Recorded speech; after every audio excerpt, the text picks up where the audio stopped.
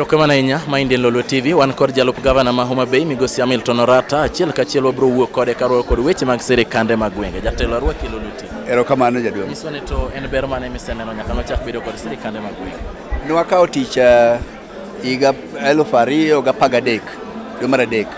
An ka nwakawo tich Homa Bay nitie gik mang'eny mane wadwa ni watim. And thothgi mane wandiko kata manifesto kane governor campaign to gikendo mowuok e CIDP wa mane waloso kwa kawo tich wathoro chopo singogo. Achiel kuom gik mang'eny wasetimo gik mang'eny. Wasendiko jopuonj mag nyithi nursery nikech mane function ma fully devolved. Ing'eni nitie tije mane sirikal mag gwenge kaka Homa Bay County Government to nitie modong' gi national government e sirikal maduong' mamalo. To kuom achiel kuom mane gik ma osemiwa en kaka early childhood education tiende ni nursery mag nyithindo. Kanyo wasendiko jopuonj 1,200 gi bathe mondo masani nyithindwa te madhi school moromo dhi e nursery dhi e school. Kendo wakone jo mochung' e assembly ni dwaro waket chik ma ng'a moromo dhi e nursery nyaka dhi e nursery. Wandiko jopuonj, wandiko instructors. Kibiri agriculture ma fully devolved. Agriculture wasetiyo go maber, wasekelo projects machalo mag hatcheries, kech tong' mane wachamo Homa Bay ne Abusia. Masani nitie tonge ma ji grube tiyogo kendo gwen bende wuok. Nitie success stories mang'eny. Ma project wano estimated over 70% is successful. Mane sirikal rating, man is a very successful project. Erokamano ahinya jatelo, winjo wachni maber. Tano kane wan e romo ni tano ka gavana sotemo ywak kage wacho ni omenda osebed ka ok miwa moromo kod sirikal maduong'. Wachno ero inyalo wacho nade? Omenda ok miwa moromo. E gine weche okowa Kenya no wuok. To kendo kata mimiyo mathin no imiyo wadwe ka dwe machalo msara. Miyo tije wa mpango tema wan go bedo gi pek. So mano wadwa ni sirikal mamalo nyaka med pesa mabiro e mashinani nikech gik mwatimogi sirikal maduong' ok timgi. Machalo agriculture wacho ni machalo yore. Nitie yore pod ji ywarego to Homa Bay e kama wakwongo time tamak ma kilomita 33 maonge county mosetime Kenya. Kendo king'iyo mano Homa Bay nyowa kelo Tom Mboya University. To university is no longer kar somo en business.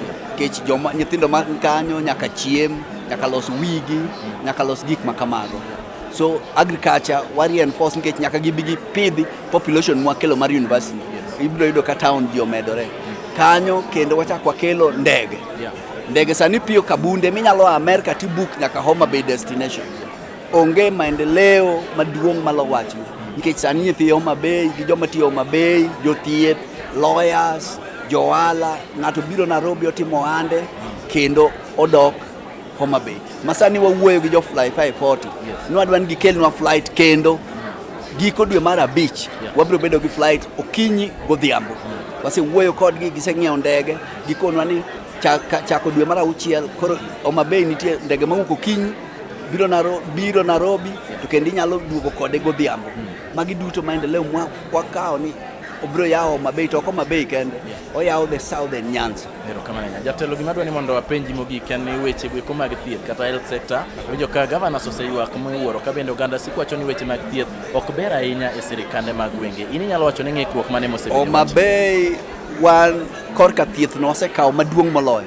Kendo wang'iewo yedhe kabisa. E siptande wate onge kam nyalo yudo ni yath onge. Kendo wang'iewo yedhe wa kam iluongo ni KEMSA, Kenya Medical Supplies Agency. Ma yedhe mwakele county gin yedhe ma quality gi kare. Kendo nyocha wandiko jothieth over 300. Jothieth I think en 346. Jolwedo makonyo nurses, paramedical, jo laboratory, ji mopogore opogore. Tiende ni thieth wasegolo kama entie e samwa weni kendo wakele stage machielo. Mar ariyo wagero maternity, ultra modern maternities. Mibiro bedo gi theater, Ndiwa, Rangwe to go Yugis.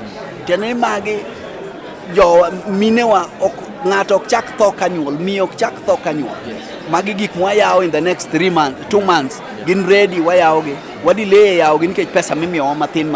But gin ultra modern maternities man gi theaters ma doctors makuonogo biro yudo opportunity mondo kony minewa mago thagre. Miyo thieth wasegole level ma entie kawuono wateri atwa mamalo kendo wan gi community health workers madhi over 4,000 nikech wadwa ni nitie tuoche manego jowa en dieo, pneumonia, malaria to gin tuoche 4 ma wadwaro ni mine manie e kor gweng 4,000 omigi simu gin yedhe ma sirikal ochiwo machalo ni nyathi dieo ng'oko kunjore dhako chandre karingo dhi osiptal nitie yath mimiye kithiedhe mondo kodhi osiptal by the time community health worker refer to health center en gimotamo wang'e to kae to kor kodhi nyime nikech wang'eyo ni ok wanyal bedo go otendini manyalo kawo jotuo te. So wadwa ni tuoche moko mathindo gi ng'ato tieke ode kama entie kendo osiptal kidhi inyalo yudo tuo mani onge go. So watemo ni mondo watem ng'ama dhi bedo admitted en ng'ama wach ni otamo wang'wa. Homa Bay Hospital, Referral Hospital, sani wa renovate gi million 152 million. Tiende ni equipment osebiro, sani remo inyalo loko Homa Bay, jo nyarogno inyalo loko Homa Bay. So korka health e Homa Bay e higani ma wantie 2015-2016 nyocha wadil gi health, wach thieth, pi to gi yo. Korka pi nitie jok mang'eny mane dhi hospital nikech waterborne diseases. Wase sink over 50 boreholes. Every borehole serve karibu 1,000 households. So wase kedo gi mano e ginano kata kipindu odok chien Homa Bay.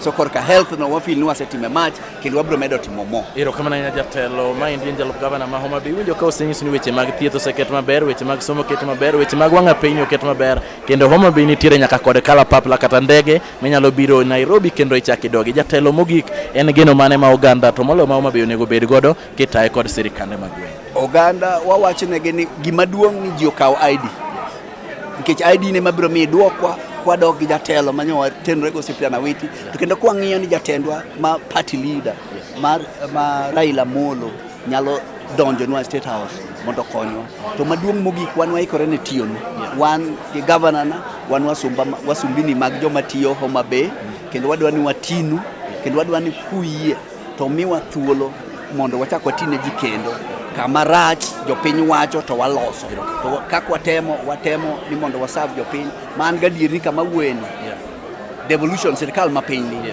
oseloko ngima ng'ato ka ng'ato man Homa Bay kata gi jogo maonge. Kama na jatelo ma indi lo lwetigo goniro kama no kuom thuolo. Thank you so much.